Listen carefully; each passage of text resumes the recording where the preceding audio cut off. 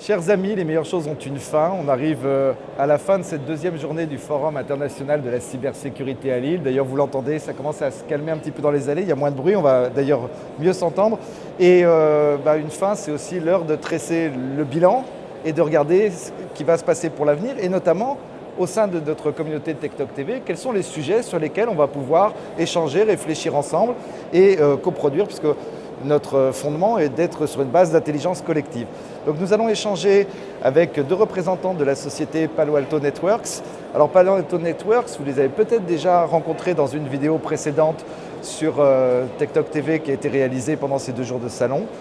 Palo Alto Networks, c'est une start-up de la Silicon Valley qui a été fondée en 2005, donc qui a déjà maintenant presque 10 ans de recul sur le domaine de la cybersécurité, la sécurité des réseaux et l'évolution des menaces, qui fait beaucoup de recherche et développement et qui a aussi l'avantage d'avoir cette expertise à la fois globale, une expertise appliquée à des métiers particuliers, ça on va tout de suite, vous allez comprendre quand on va présenter les invités, vous allez tout de suite comprendre l'intérêt, et qui a aussi donc ce regard qui va nous permettre de dresser le bilan. Alors nous accueillons Isabelle Dumont. Isabelle Dumont est directeur marketing produit et justement marketing produit appliqué à des applications métiers. Et Arnaud Kopp qui est responsable de l'avant-vente pour l'Europe du Sud. Bonjour, alors première question, on est au bout de ces 2 jours de salon. Qu'est-ce qu'on doit retenir, si on doit faire la synthèse en quelques minutes, qu'est-ce qu'on doit retenir de ces 2 jours de FIC? Oui, alors Frédéric, c'était très intéressant pour moi et on participé à 2 tables rondes et les sujets qui reviennent, c'est souvent les mêmes en fait. Ça vient du domaine, on a l'impression à l'heure actuelle que les hackers ont le dessus sur les entreprises. Qu'est-ce qu'il faut faire pour Est-ce que c'est seulement une impression selon vous? Alors ça c'est la question. Parce que je l'ai eu, la question c'est finalement la sécurité à un échec, les hackers gagnent toujours. Je pense que quand vous regardez dans le monde à l'heure actuelle, si vraiment les hackers avaient le dessus, il y aurait beaucoup plus d'incidents. Alors c'est vrai qu'on ne connaît pas tous les incidents qui se passent, mais ce qui ressort au niveau public dans les médias, on n'a encore pas eu à faire face à des catastrophes d'un point de vue si terribles qu'elles étaient très, très destructives. Donc je pense que dans un sens, les entreprises font leur boulot relativement bien.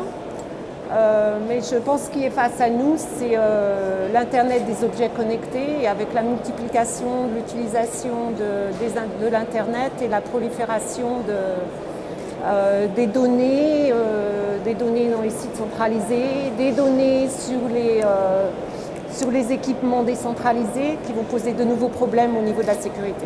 Et alors, est-ce que vous voyez une évolution dans le Pardon, est-ce que vous voyez une évolution dans le niveau de maturité des entreprises par rapport à cette question de cybersécurité? Alors, tout à fait, on a beaucoup constaté une prise de conscience de devoir se rapprocher des applications, de devoir finalement comprendre quel est le métier utilisé au cœur des réseaux d'entreprise et les types d'applications qui y sont déployées, qui peuvent parfois maintenant être en service cloud, en service virtualisé, et de comprendre comment rajouter de la sécurité plus en profondeur. Parce que les hackers, évidemment, connaissent ces évolutions de métiers, d'applications, de réseaux, et vont chercher les vulnérabilités dans ces applis qui peuvent parfois être anciennes. On a beaucoup parlé des réseaux critiques, d'infrastructures industrielles, basées sur des protocoles SCADA, sur des logiciels peut-être anciens, parfois des logiciels ou des systèmes d'exploitation qui ne sont plus suivis par les éditeurs et pour lesquels on a besoin du service. Le produit, l'architecture fonctionne, on a besoin de la sécuriser pour pouvoir en fait la conserver encore assez longtemps, le temps de voir des changements technologiques, des changements d'application. Alors il y a aussi un grand chantier, parce que j'ai accueilli tout à l'heure sur ce plateau quelqu'un qui m'a parlé de la cybersécurité dans le domaine de l'industrie, les plateformes pétrolières, les compagnies ferroviaires, les centrales nucléaires, enfin des secteurs majeurs et sensibles de l'économie, et puis pour la sécurité. Finalement, ce qu'on me dit, c'est qu'il y a des appareils industriels qui auparavant étaient connectés par des réseaux dédiés, professionnels, qui aujourd'hui sont connectés par Internet. Ça introduit de nouvelles vulnérabilités, mais en même temps, comme ce sont des choses qui ont été conçues avant, c'est pas toujours facile d'appliquer, de transposer les méthodes de sécurité en vigueur dans les systèmes d'information des entreprises. Tout à fait. C'est ce genre d'architecture, parfois, on vient seulement de s'en rendre compte qu'elle avait été interconnectée. C'est que parfois des services de maintenance administrative et à distance ont nécessité une interconnexion. Et le bénéfice d'une interconnexion, finalement, n'a pas pris forcément en considération le risque de cette ouverture. Et ces systèmes ne pouvant généralement pas être remplacés immédiatement, les investissements étant longs ou les systèmes n'étant pas forcément compatibles entre eux, la sécurité doit être à un autre niveau. Et là, avec Palo Alto Networks, c'est ce qu'on essaye de faire en la rapprochant de la partie réseau, parce que finalement, ce qui relie toutes ces nouvelles infrastructures ou d'anciennes architectures, c'est qu'il y a une interconnexion réseau quelque part. Et c'est à cet endroit-là qu'on essaie de travailler au maximum.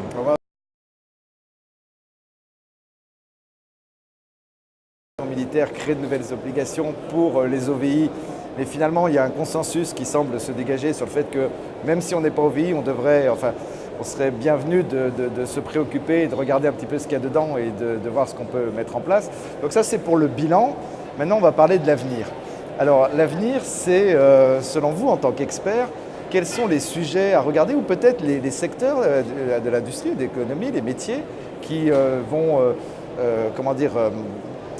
être les plus concernés ou sur les problématiques qui vont se dégager. Et puis finalement, je vais résumer la question de manière simple pour vous l'élargir. De quoi va-t-on parler l'année prochaine au FIC 2015 ?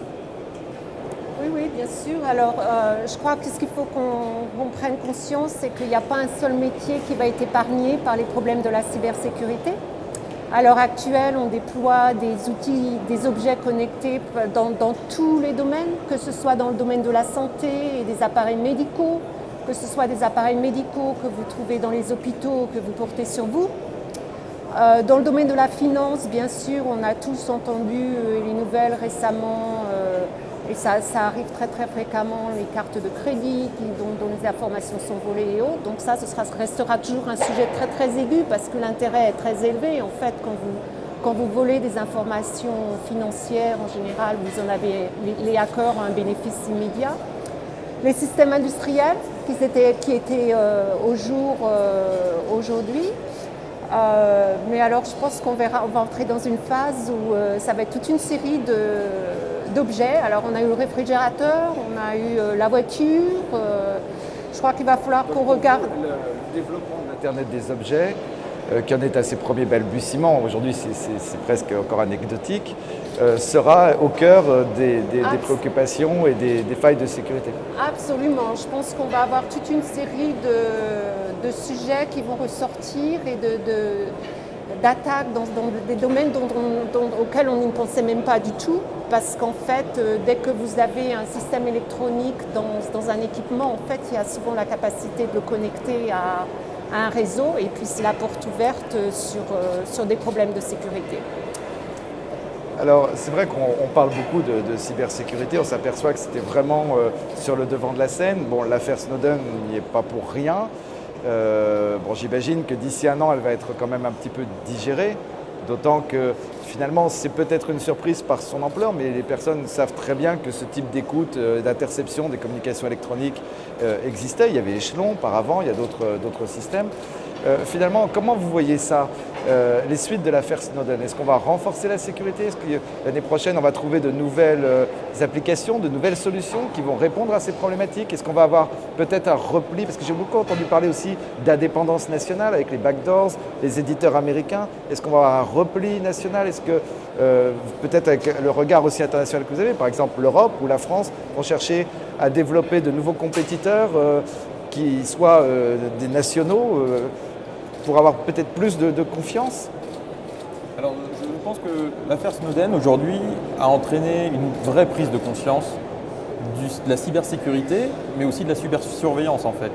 Et qu'elle soit nationale, internationale, mais surtout tous les utilisateurs de tout device, de tout système Apple, par exemple, a une conscience maintenant de ce qu'il a en main, en fait.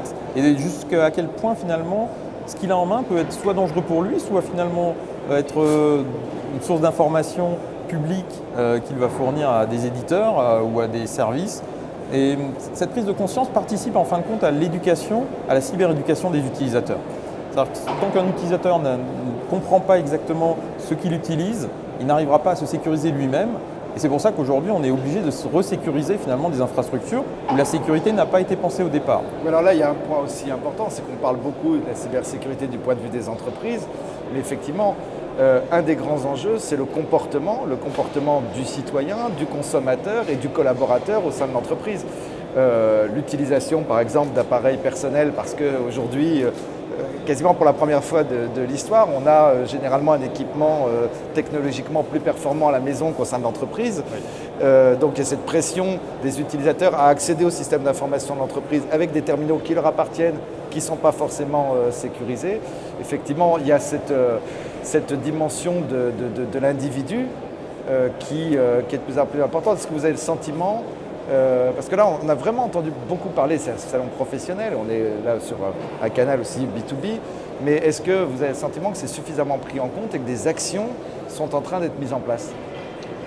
Alors je pense qu'il faut s'attendre à une combinaison d'actions. Il y a notamment une prise de conscience qui s'est passée l'an dernier au niveau des individus. Je pense que ça va continuer au moins en 2014 et ça va continuer plus loin. On a tous l'expérience des mots de passe qu'on ne change pas forcément régulièrement et autres. Je pense qu'au niveau des entreprises, il y a une bonne prise de conscience. Il y a beaucoup de travail à faire au niveau de la collaboration entre les divisions informatiques, les divisions industrielles et les différentes fonctions de l'entreprise. Je pense que le gouvernement a aussi un rôle fondamental à jouer en animant cette prise de conscience, en la poussant plus loin et aussi en mettant en place les réglementations qui vont faire qu'on a une approche beaucoup plus systématique de la sécurité. Alors effectivement, on parle du gouvernement, il y a comme cette notion de souveraineté sur laquelle je voudrais revenir parce qu'on n'avait pas tout à fait répondu. La question était bien précise. Est-ce qu'on va voir apparaître une sorte de protectionnisme, enfin peut-être pas de protectionnisme, c'est pas le mot adapté, mais est-ce qu'il va y avoir une sorte de préférence nationale au nom de l'indépendance nationale et chercher à développer des solutions avec des éditeurs de solutions européens? Et très concrètement, je vais vous poser la question, vous êtes américain, est-ce que vous ressentez depuis cette histoire de l'affaire Snowden une sorte de méfiance de la part de clients potentiels en Europe? Comment vous le vivez? Alors je vais répondre à cette question. En fait, nous, ce qu'on voit au niveau de nos clients, c'est que la plupart de nos clients sont des gros comptes qui ont une présence internationale et leurs besoins, ce sont leurs besoins propres en premier, qui en fait sont, je dirais pas sont au-dessus des gouvernements, mais ils voient les intérêts de leur boîte et ils ont besoin de cette collaboration internationale qui en fait ne pose pas de problème à nous en tant que société américaine pour vendre des produits à une entreprise internationale. Bien, c'est plutôt l'inverse. Et je crois que vous verrez les gouvernements faire de plus de collaboration entre eux pour supporter une économie privée florissante. Et donc ça, c'est sur ce volet de souveraineté. Alors maintenant, je vais vous mettre un peu à contribution. Vous savez que vous êtes sur un média collaboratif, vous faites partie de cette communauté. Et si je vous demandais de réfléchir, comme ça, pour terminer ce talk show, de réfléchir à quelques sujets que vous pourriez proposer à la communauté, qui pourraient donner lieu justement prochainement à des débats avec vous et que les différents acteurs de l'écosystème sur la problématique de sécurité, sur les grands enjeux auxquels il convient de réfléchir d'ici, mettons, allez, on va être clair, on va se mettre une limite de date pour l'objectif d'ici le FIC 2015, donc dans les 12 mois qui viennent.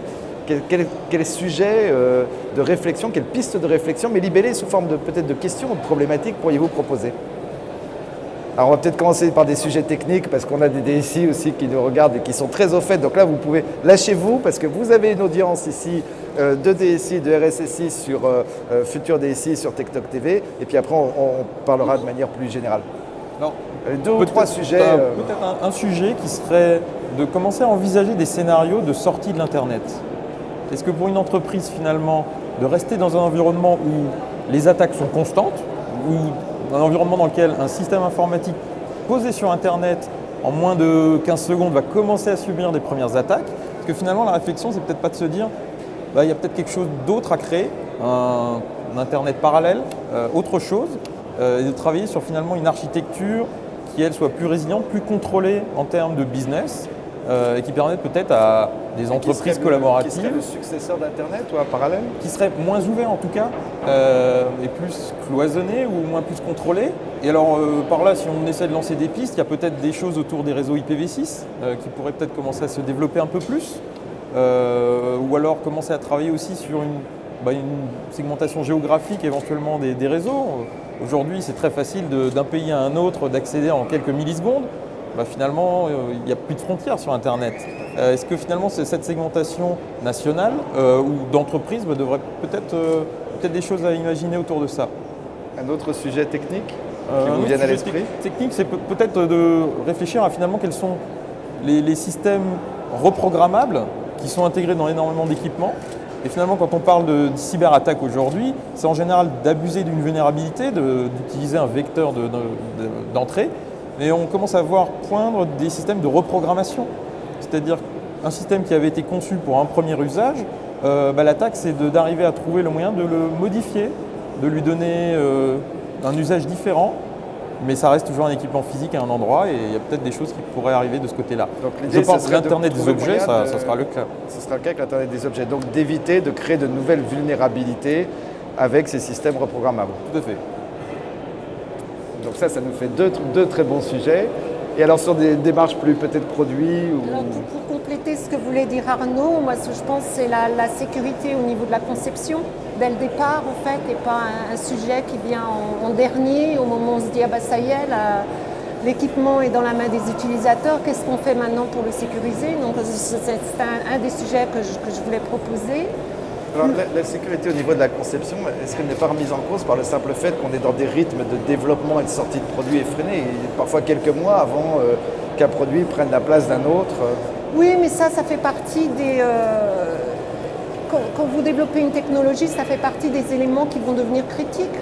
En fait, on a tous vu l'évolution des smartphones où il y a 10 ans, l'interface utilisateur n'était pas prise en compte autant que maintenant. Et maintenant que c'est pris en compte, ça fait partie des choses absolument nécessaires quand vous mettez en place un nouvel objet utilisateur. Donc je pense que ça suivra la même démarche. La sécurité fera entièrement partie de la conception. Et alors pour ne pas être en reste, peut-être un deuxième sujet, vous aussi? Alors moi je suis très ancrée sur la collaboration.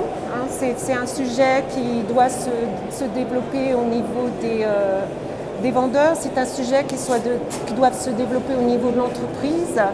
Alors le gros point pour lequel je n'ai pas de solution, c'est comment faire en sorte que les entreprises partagent leurs problèmes de sécurité alors qu'elles n'ont aucun intérêt à révéler qu'elles ont été soumises à des attaques.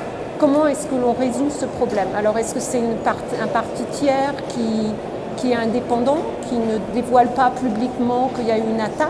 Mais il faut quand même que l'interface voilà. s'efface. Parce qu'en fait, le gros problème à l'heure actuelle... Si on partage, on le voit dans la nouvelle loi de programmation militaire, on a l'obligation maintenant de déclarer une attaque ou quelque chose comme ça, enfin pour les OVI.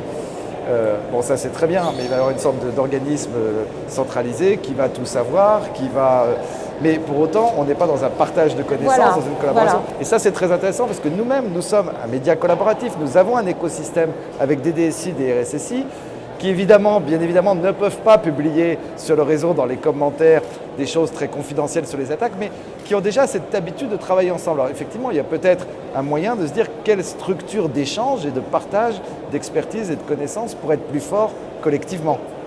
Exactement. Alors ça démarre, il y a des initiatives dans différents domaines, mais quand vous comparez le niveau de collaboration que les hackers ont en place à l'heure actuelle, c'est loin d'être suffisant. Donc je pense que 2014-2015, les sujets de collaboration sur la sécurité, ça va être très, très à la mode. Et alors dernière question qui fait appel à vos convictions personnelles, votre expertise. Finalement, ce que j'ai retenu, c'est qu'on nous dit beaucoup, on nous a beaucoup dit, une des sources de vulnérabilité, c'est l'organisation de l'entreprise en silo. Où chacun est dans son coin, chacun fait sa petite affaire et finalement ça crée des vulnérabilités et autres. Donc quelle est votre vision de l'évolution dans les 12 mois à venir, si évolution il doit y avoir, de l'organisation de l'entreprise, est-ce que les entreprises sont mûres pour évoluer par rapport à ça? Et aussi, est-ce que cela va faire évoluer le rôle du RSSI ou du DSI au sein de l'entreprise?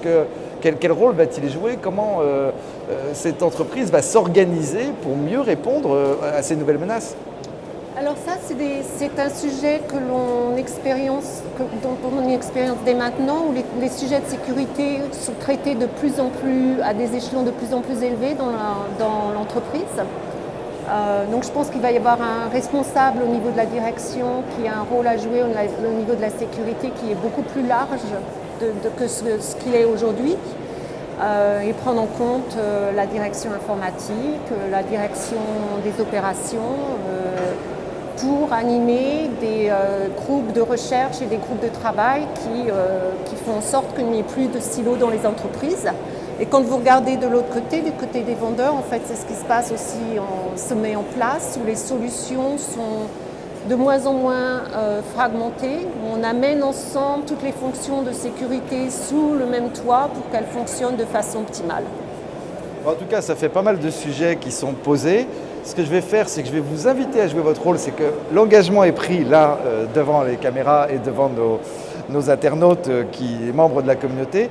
On va les reporter, mais ce serait bien que vous en soyez à l'initiative, ces questions-là. Vous les créez, on les met en débat et ça va permettre d'animer à travers notre réseau et à travers vos contributions, chers amis internautes, les débats dans la perspective du prochain FIC 2015 où j'espère nous retrouverons tous ensemble pour dresser un nouveau bilan sur ce plateau et puis aussi arriver avec ces contributions, cette intelligence collective qui sera née sur notre réseau. Merci beaucoup de votre participation, excusez-moi, on fatigue un petit peu. Merci beaucoup de votre participation et à très bientôt. Merci, à bientôt.